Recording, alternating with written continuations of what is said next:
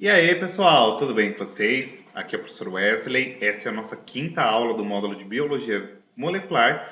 E o alvo dela é comentar aqui sobre os principais mecanismos atrelados aqui com a repressão do DNA. Beleza? Espero que vocês curtam. Essa aula ela já tem um caráter aqui mais voltado ao público do ensino superior. Mas eu acho bacana também vocês aí do ensino médio, pré-vestibulantes, também tenham um contato aqui com como que a nossa célula ela é dotada aí de vários mecanismos para tentar reparar eventuais erros aí durante a replicação. Espero que vocês curtam. Se eventualmente você não for inscrito no canal, se inscreva, ative o sininho de notificações, dá um like e compartilha, tá bom? Vamos lá? Pessoal, é importante vocês terem em mente que o processo de replicação é extremamente refinado? Ele é importante para a célula? Opa, importantíssimo. Mas não quer dizer que ele seja passível de sofrer alguns erros, algumas lesões aí ao seu entorno aí durante seu processo. E para vocês terem uma noção da dimensão das taxas de erros aqui durante o processo de aplicação, ela gira aqui em torno de 1 elevado a 10 elevado a menos 5. Olha, bastante erro, né? No entanto, a nossa célula é dotada aqui de todo um aparato de vários mecanismos moleculares que conseguem corrigir essas eventuais taxas de erros.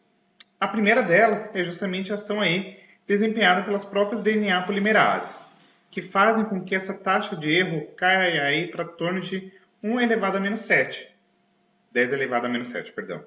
E, consequentemente, acoplado a isso, tem outros mecanismos de reparo que fazem com que essa taxa caia ainda mais.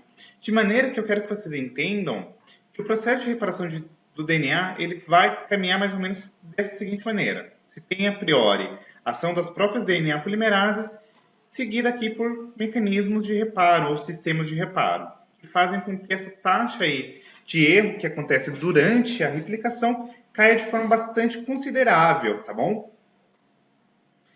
E aí, por descargo de consciência, é importante vocês ainda saberem que existe aí vários mecanismos de reparo. Por finalidade didática, eu vou agrupar esses mecanismos aqui em 6 grupos distintos aí, e eu vou comentar as estratégias associadas a cada um deles. A saber, se nós temos aqui um processo denominado como reversão direta do DNA planificado, nós temos reparo por excisão de base, reparo por excisão de nucleotídeo, tem-se aqui reparo de malpareamento, tem-se a síntese de DNA translesão, quando a gente está comentando de organismo eucarioto, ou também denominado aqui como sistema SOS, quando comentamos de procariotos, e por fim aqui o reparo de quebras bifilamentares. E a gente vai compreender aí com calma cada um desses processos, tá bom? Vamos lá. O que é o mecanismo de reversão direta? É um mecanismo que atua diretamente numa região lesada. E basicamente essa lesão pode se dar aqui através de radiação ultravioleta, por exemplo.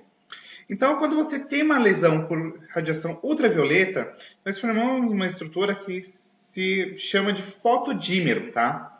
E aí, basicamente, esse mecanismo ele também tem a ação de fazer a remoção de grupos alquila, perdão. E aí, como que se dá esse mecanismo aqui? Basicamente, nós temos uma enzima denominada como fosfoliase ou alquinotransferase. A fosfoliase ela faz aqui a remoção de fotodímeros e a alquilotransferase faz aqui a remoção de grupos alquila, tá? E é basicamente, tanto a fosfoliase ou a alquilotransferase, ela se liga aí justamente nessa região que foi danificada e, consequentemente, faz aí a remoção dessa base modificada. Então, a ação principal aqui é fazer uma correção direta no processo aí, no local específico onde aconteceu a lesão.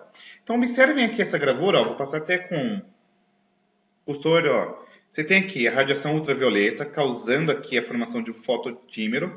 E aí, a fotoliase, ela se liga aqui nessa base nitrogenada que sofreu essa lesão e faz todo um processo de correção, tá? Então, ela vai fazer aqui a remoção desse fotodímero e aí você não vai ter a fita sem nenhuma lesão. Simples assim, tá bom? Nós temos um segundo mecanismo denominado como reparo por excisão de base. Esse mecanismo de reparo ele é bastante importante, visto que ele vai atuar de maneira bastante precisa em regiões aí de danos não volumosos, tá? Então, ele vai fazer uma remoção de bases incorretas e danificadas. Então, vamos supor que, eventualmente, uma base ela não esteja aí adequada ou ela está incorreta. Então, eu vou lá, retiro essa base e faço esse reparo. Como que se dá esse mecanismo? Basicamente, nós temos aqui a ação de uma enzima chamada glicosidase, que ela faz uma quebra entre a base nitrogenada e o grupamento aí do grupo açúcar aí, que é a dexorribose. Então, a glicosidase, ela liga-se aí e faz a quebra entre a base nitrogenada e a dexorribose, tá bom?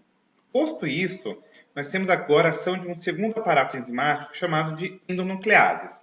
As endonucleases, elas vão aí e cortam esse fragmento danificado. Feito esse recorte aí do fragmento, nós temos agora a ação da dexorribofosfodiesterase, que faz aqui a remoção de um trecho aí da fita danificada. Eu acho que o nome é um pouquinho sugestivo a vocês, né? Ó, dexorribose fosfodiesterases. Fosfodiesterases, ligação fosfodiéster.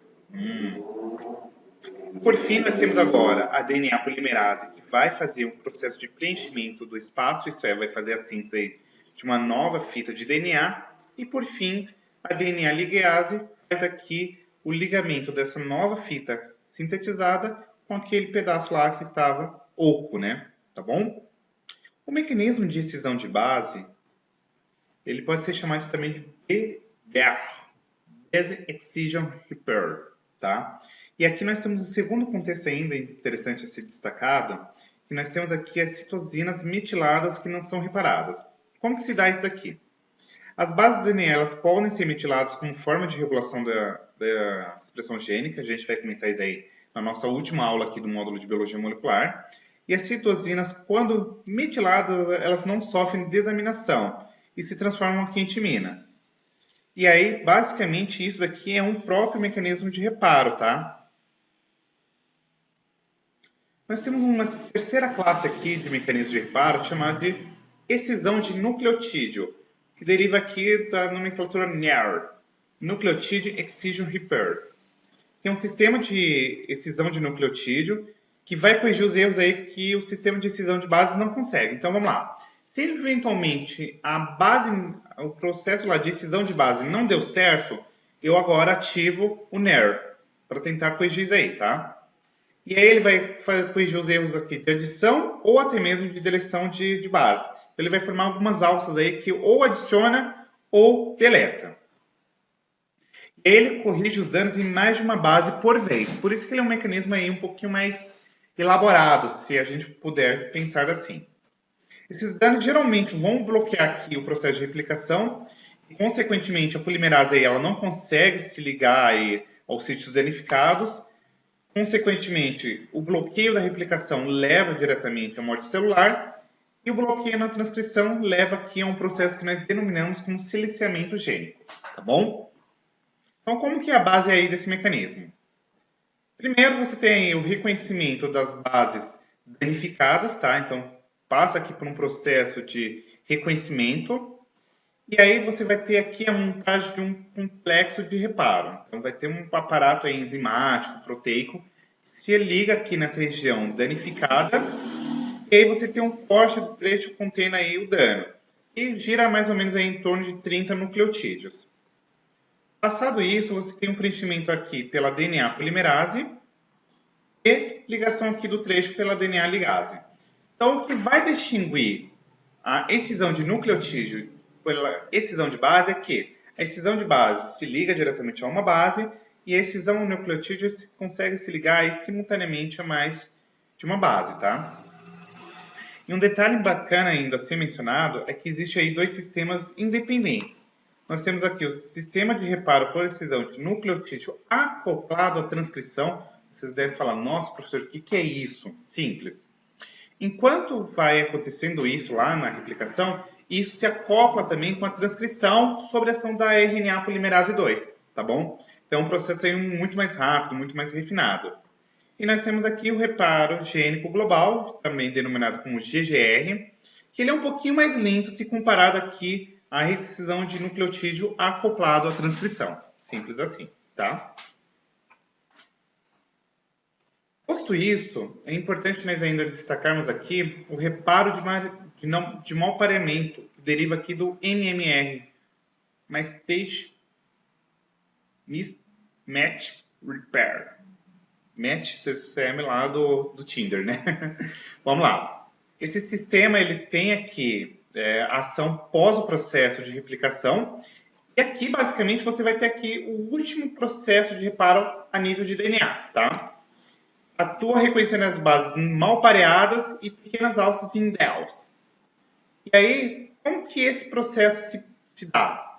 O reparo acontece pós-replicação, então é importante vocês terem em mente que tudo aquilo que nós comentamos anteriormente se dá ali durante o processo de replicação. E isso acontece pós-replicação, tá? O reparo pós-replicação requer a capacidade de distinção das fitas novas e antigas. E isso se dá aqui a priori, primeiro.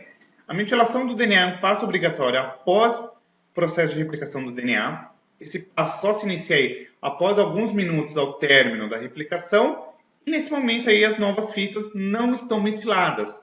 Então é justamente esse contexto de metilação ou não metilação que vai fazer aí a distinção entre fita nova e fita antiga, tá? E aí como que é a base molecular aqui desse mecanismo? Primeiro, você vai ter que reconhecer aí aonde que houve o mau pareamento, onde que não está pareado de maneira adequada. Reconheceu isso aí, você determina qual que é a fita nova, qual que é a fita antiga. Por exemplo, ó, dando uma olhada aqui, nós sabemos que C se pareia com G e T se pareia com A. Então, nós já conseguimos observar que aqui tem um mau pareamento, certo? E aí, o que acontece? Você reconheceu o erro, determinou qual que é a fita nova, aí você vem fazer a remoção do nucleotídeo incorreto. Feito isso, você preenche esse espaço e se dá aqui o mecanismo de reparo de mau pareamento.